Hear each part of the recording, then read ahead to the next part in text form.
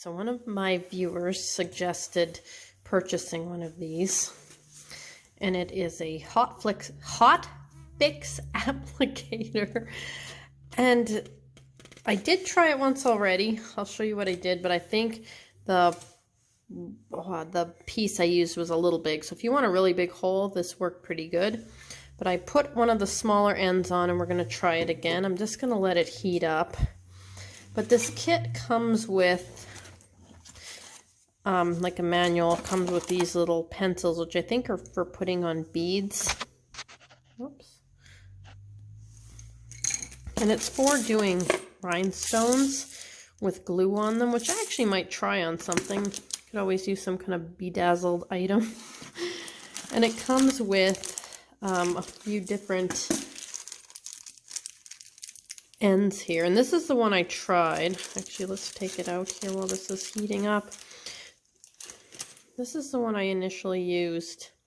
And it doesn't look that big, but when I made the hole, it made a pretty big hole. And that's a little larger than what I need for doing this. If you want a big hole, use the largest one. But it looked to me, I was thinking like a drill bit, but it's not quite the same thing.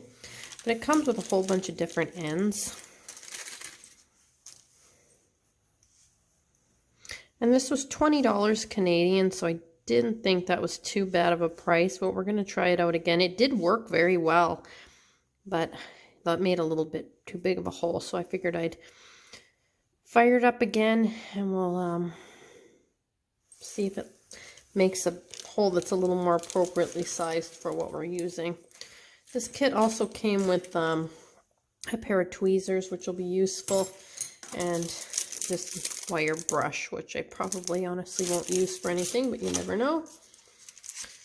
Alright, so let's see if this thing is warm enough. Alright, so we're just going to take this, and it depends where you want your hole. You can do it on the rim, or you can do it on the lip, on the inside here. I usually do on the lip inside, but some people poke two holes. It's sometimes easier to get the air out if you have two holes. Depends how much air you're trying to get out.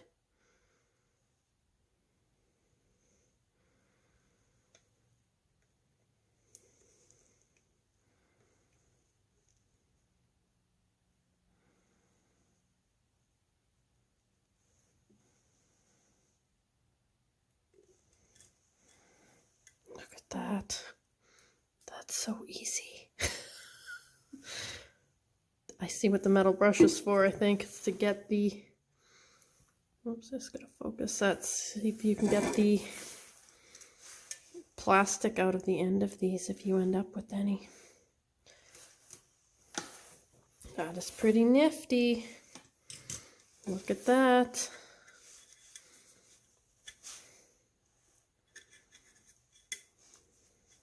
A little bit of an edge on there. I may sand that off just so I don't cut myself.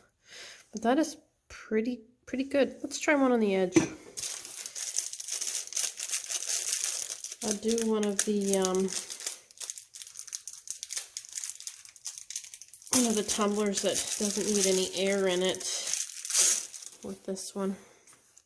I'm gonna knock that plastic piece off there. All right, let's try it again.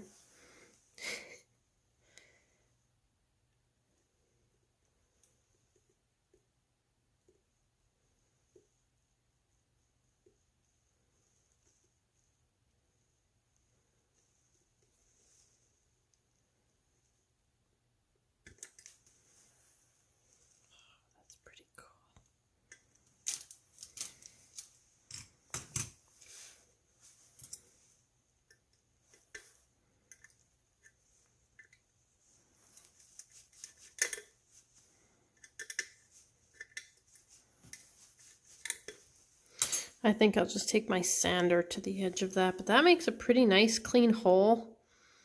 No drilling.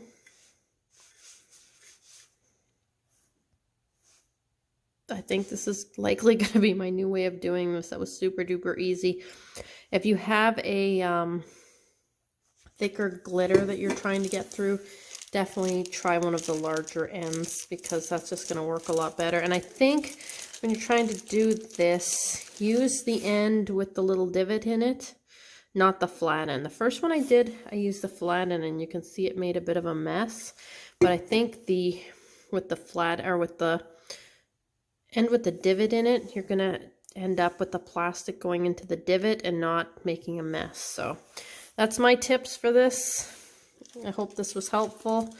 I put out at least one new video every week, so please do subscribe. If you enjoy the content, please do leave me a thumbs up. It really does help. Thanks so much for watching.